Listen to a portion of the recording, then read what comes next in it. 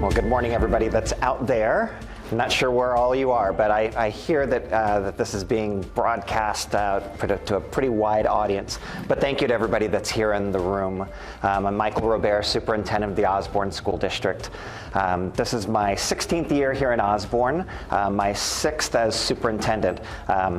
As you drove in, you probably saw some wonderful children out on the playground right here. I had the honor of being principal right next door at Encanto Elementary School for 10 years, and then was able to make the move into the superintendency from here within the district. There really is no place like Osborn. How many of you are from Arizona? I want to get an idea of who's traveling and who's here. So those that are traveling, let me get an idea of where you're from. Texas. Texas, where in Texas? Lubbock. All right. Who else is traveling? Arkansas. Texas. Wisconsin. Anyone over here?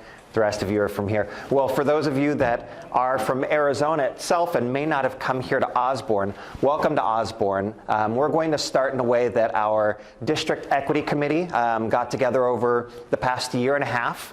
And something that's really important for those of you that aren't from Arizona and are out there watching is to begin with a land acknowledgement, an acknowledgement of where we actually sit here. So I'd like to begin with that.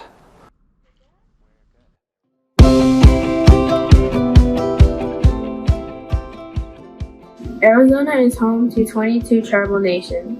Osborn School District is situated on the homelands of the Yakama, Oldham, and Pequot people.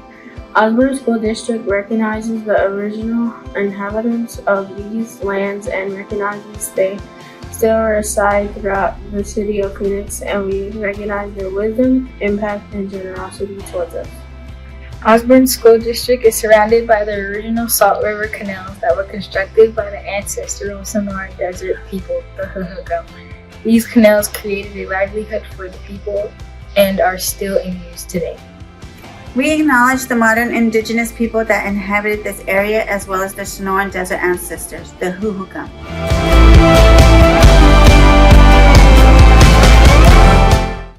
Fantastic. So thanks for your patience with getting that video. The importance of a land acknowledgement is, you can read it up there, just to offer recognition and respect to those that were here on this very land where our school district sits. So thank you for taking the time to go through that with us. It's also just a sign of what equity looks like in Osborn.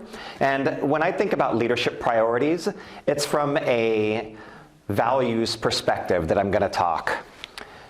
There are so many things going on in our state, in our country, within the topic of education. So just looking at some of these things, that top left one is about the national, but this is the specific Arizona numbers with the teacher crisis.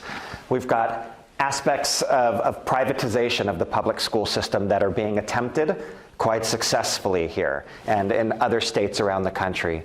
Issues about the digital divide, fiscal cliffs, the reading wars, and everything with the science of reading, school discipline, keeping schools safe. There's so much to pull your attention that as a leader in education, there's so much to have to think about, and it can be overwhelming. And so you have to be grounded in how you're approaching your work within education.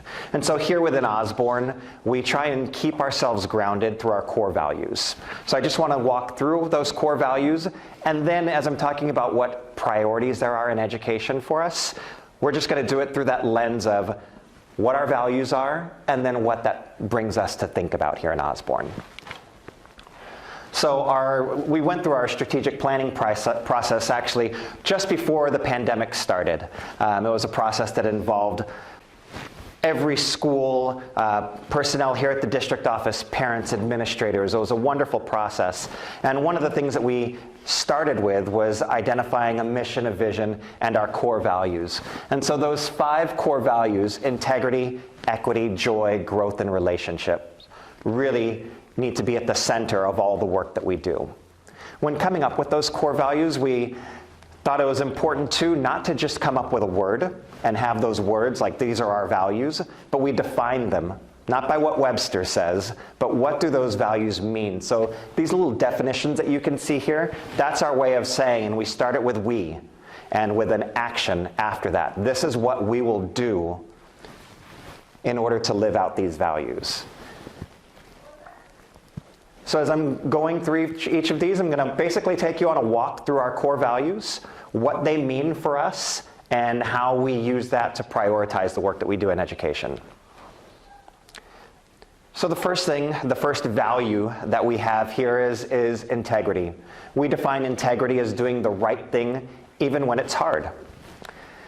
With each of these values, as I go through them and talk about the work that we're doing, I'll talk to you about some things that we're doing well, and I'll talk to you about, give some examples of where we need to keep going, that we certainly haven't reached that point. We never want to be a finished product.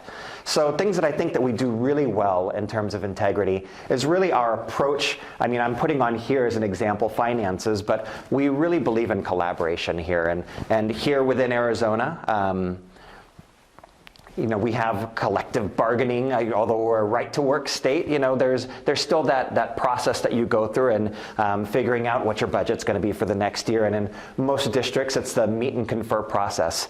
But I think that we show integrity with that meet and confer process in doing it just a little bit differently. For almost 20 years now, we've been using a budget committee that really incorporates all voices from the district. So you're not just going to get your associations. Of course, your teachers association is going to be very well represented.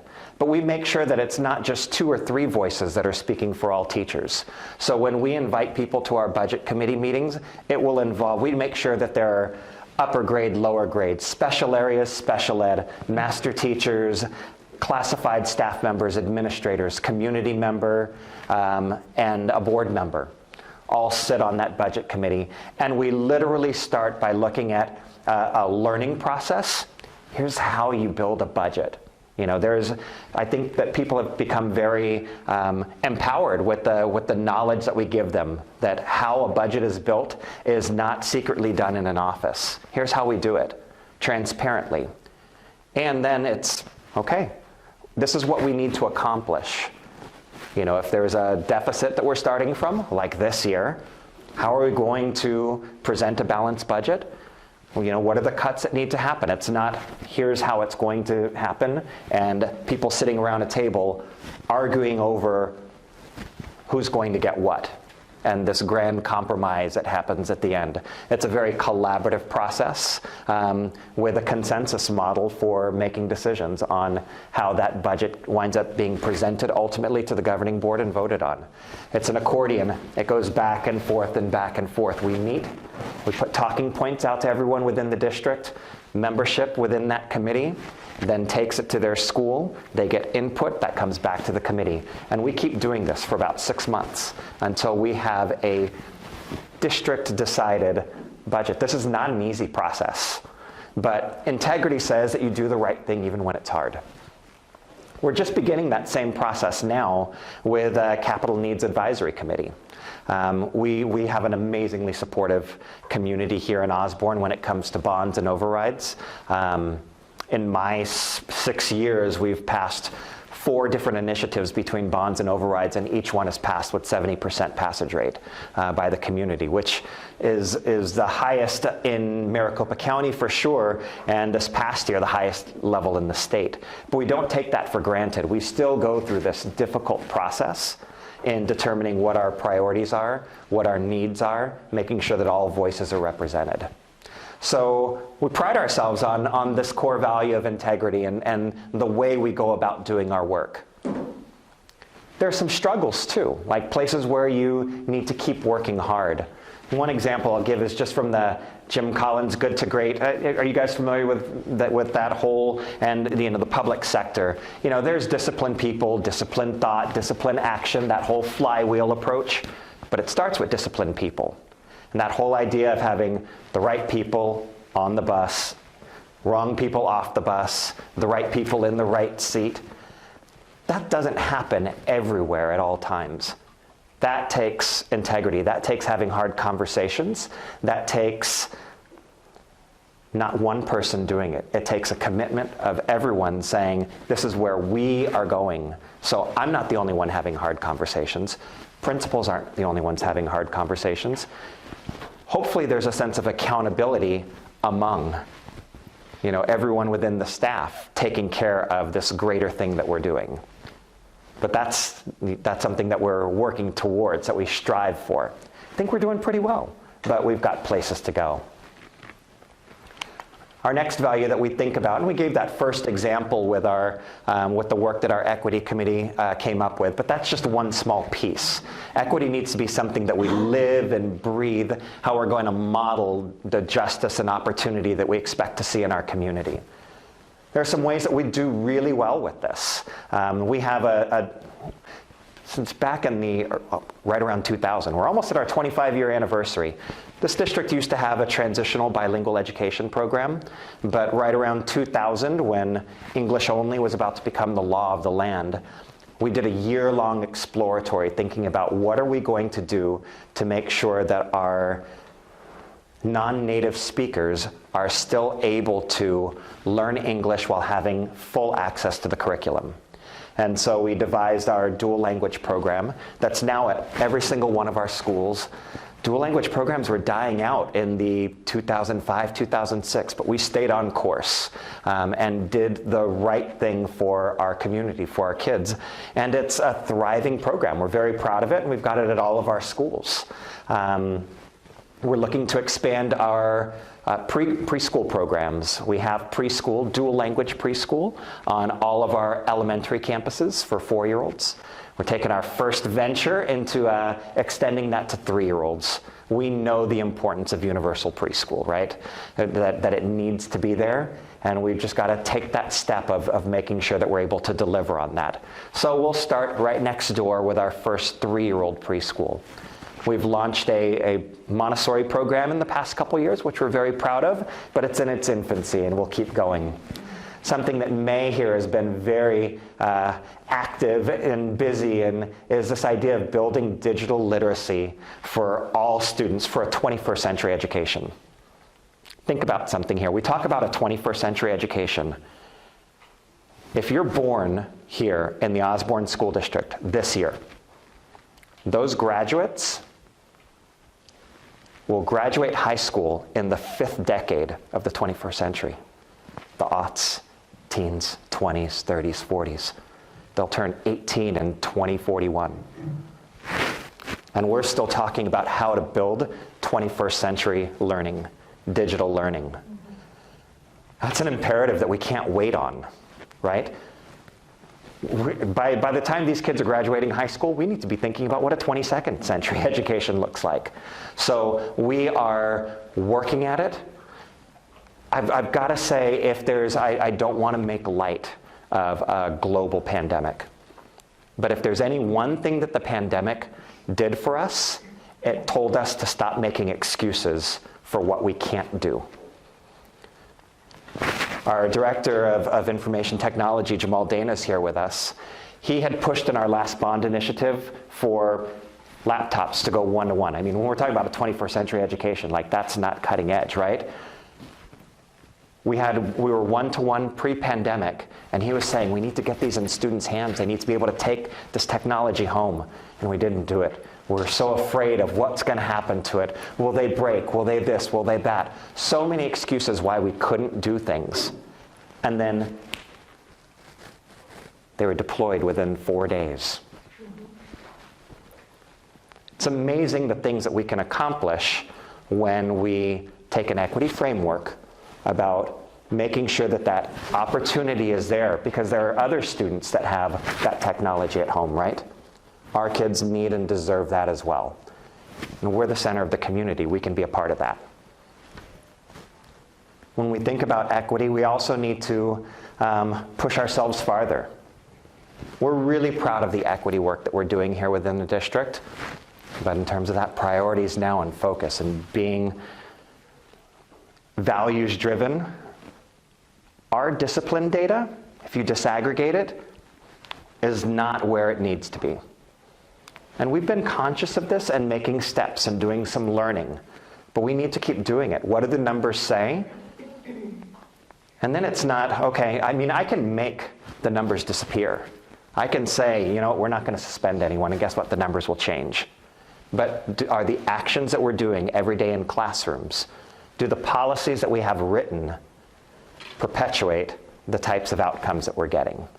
So we have to do deep systems work. This isn't just about putting the burden on teachers. You need to do this differently because this is the outcome. No, this is systemic. There are things at the largest level, at the board level, at the superintendent level, at the administration level that needs to examine policies and practices.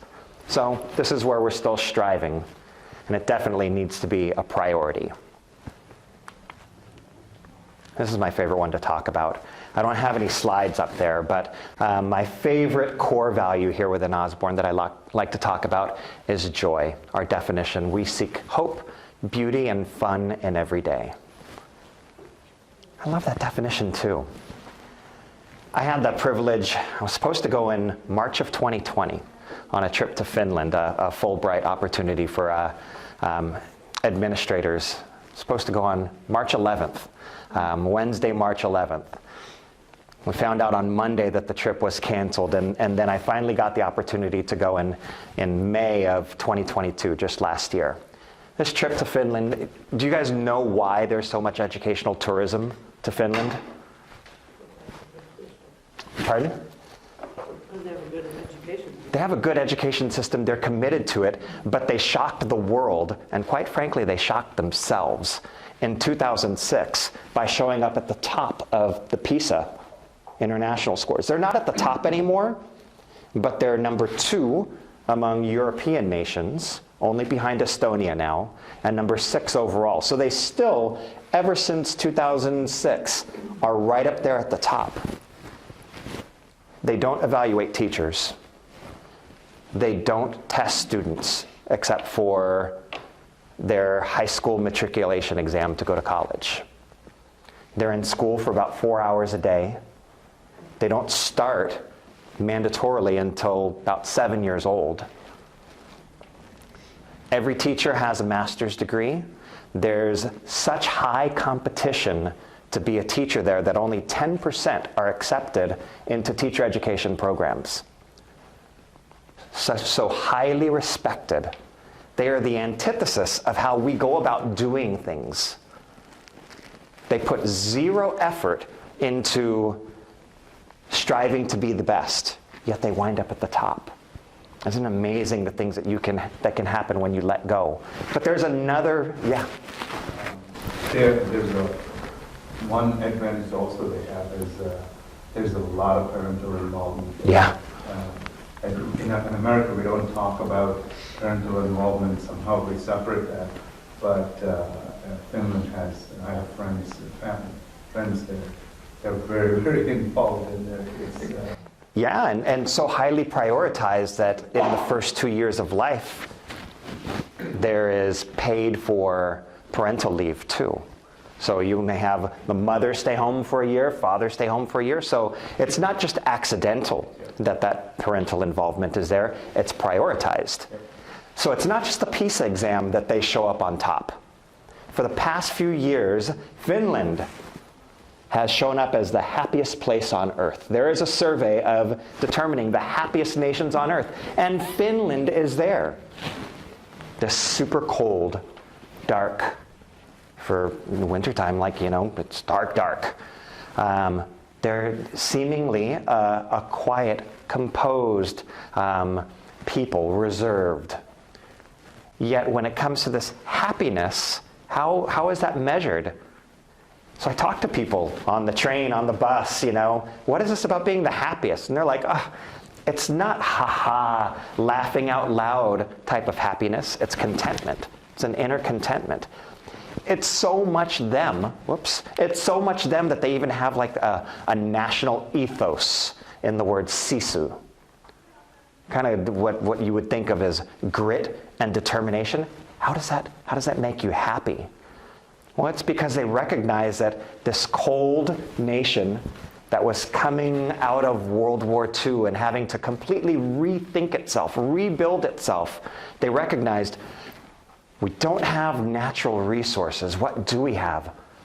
We have ourselves, we have our families, we have the nature around us, and we have the ability to take care of our kids. And they made a commitment to that. So when you hear about welfare states, yes, they are absolutely committed to the emotional, psychological, physical, educational, spiritual well-being, welfare of every individual. And they have a contentment because their needs are taken care of. I bring all this up because joy is one of our values. We think that as an employee, we should be coming to work with a sense of joy. We want our kids to have experiences that are joyful. I would almost challenge every teacher, look at your lesson plans for the week. Where is joy in that? Is it just reading and writing? Is it just completion of tasks? Where's the joy in the process? Where is that in the day? I would challenge principals. What about the system that you set up? Promote joy. So I want to stop now and give you a chance to turn to your partner and talk about being in education in this world, in this sphere. What was the most joyful thing for you about either as a student going to school or as an educator about doing the work? For me, I can tell you, being principal next door of a campus, at one point we had, between the 3-year-olds, there was a private preschool on our campus as well, with about 100 kids. So I had about 800 kids between the ages of 2 and 9 on that campus. If you don't show up with a sense of joy every day there, it smacks you as soon as you get there. You can't leave without that sense of joy. It was an absolute beauty. It comes to me like that when I think about what's joyful about education. So take some time to stop and talk with a partner about what's joyful in education.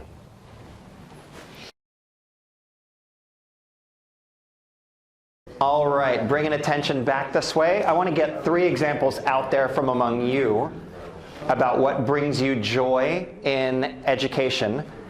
You can make this a lot easier and a lot less pressure-filled if you just volunteer. So you're not sitting there we go. It's always got to be someone first. Is that you all the time? Sometimes. All right, so what brings you joy in education? The aha moment where the kids get it and they build that confidence in whatever it is that you're trying to get through to them. Next volunteer, so I don't have to call on anyone? Oh, no. All right. I talked about being in the same community and staying in that community even after the students are gone, so to speak. Seeing their success down the road. Being in a small community, you can see them out in the community doing things or whatever. You see news stories, and they're positive or whatever the case may be. And you're like, oh, I had that kid in 5th period or whatever the case may be. That for me is the joy of seeing the success later on. One more. Yes. I have not seen joy in a vision and mission statement before. I'm so impressed with that. Thank you. When I think about joy in a classroom, having taught 21 years in Arizona, it's the anticipation of a culminating activity. I did something with space science, and it really kept them motivated and thinking for the future. So just sparking joy. This is not a traditional route into education person. I was a communication major with video production and editing. That's what I thought I was going to do. And I went and I visited my sister, teaching her classroom.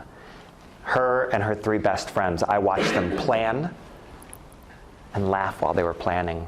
I went in their classrooms and watched her teach, watched the kids. I watched her best friends. Cut my teeth on education watching my sister do this and realized I want to be a part of that because it looked like so much fun. Be honest. Be honest. When you look at your teachers now, is that what you see? Is that what you feel? I do from some. I most definitely do. And you know why I see it in those folks? Because they are being creative. They are getting out their joy. It's not that education brings them joy. They bring joy to education. And so when we talk about making this value a priority, we can't be passive with joy. We have to bring the joy into education. Growth, our 4th value. We try new things. I love talking about these values and reading the definition. It's really important if you do this work within your district, define what each of those core values mean. For us, it means we try new things, staying flexible and curious, so we can be better tomorrow than we are today. So when I think about growth, think about building capacity of the educators in our system, both the ones that are in the system now and our future educators. Really proud of some of the things that we're doing. We were involved for many years with Arizona State University in an embedded teacher training program. We're not doing that, but we are now working with the Arizona K-12 Center and Northern Arizona University and the Arizona Teacher Residency Program. It's a wonderful opportunity for our teachers to learn from our best, side by side, in a residency, just like a doctor would, right? We take our profession seriously. And so we have our future learn alongside from our best, working with them. We do a working condition survey in our district every year. We do it in the winter as a little dipstick just to see, and then at the end of the year we measure it. What are the conditions for our educators? How do they feel about working here within the Osborn School District? This is one thing that we need to do better at. When I look at those working condition surveys, one area that our teachers constantly tell us, our time domain always scores very high. Our professional development domain does well, except for the aspect of that joy, that creativity, that wanting to be a part of the professional learning, to be a decision maker in what their professional learning is. Are we taking too much of their time giving them and not letting them have enough time reflecting on it, practicing it, engaging with their peers? We've got to do better here. Our teachers want to grow. If you're there in professional development and their eyes are glazing over, it's not because they're bored, it's because you're in their way. They're ready to be creative, they're ready to get at it. We've got to do better here. So we need to make this a priority on listening to what our teachers are telling us. And our final core value, there's not a lot up there, but it's probably the most important one. Everything within education has to be about relationships. We have to start with relationships, and we have to define the relationships that are important. The relationships adult to adult. Among children, pulling the adults out. Are the kids happy together? Are you doing things to foster that? The relationship between children and adults and between us and our community. I can give you lots of aspects of where we're doing well there, and I can also identify the places that we're not. But I would ask you, if you're doing this work and thinking about relationships, as we are prioritizing the work that we do, we need to think about each one of these things and make sure that our relationships are strong, that they're built on caring, that they're built on wanting to be in relationship with one another, not transactional, and that they're child-centered. At the end of the day, we're going to have a lot of hard decisions to make. But kids have to be the first priority. We're really important too as adults, but we have to eat second and let the kids eat first. We have to take care of them. So when I think about priorities now, that first slide, there were all those images, all those things that are pulling us in multiple directions. They're pulling you in multiple directions. I invite you to take the journey that Osborn's taken in identifying what your core values are and let that drive where your attention goes and not get distracted. So thank you for being here and welcome to Osborn.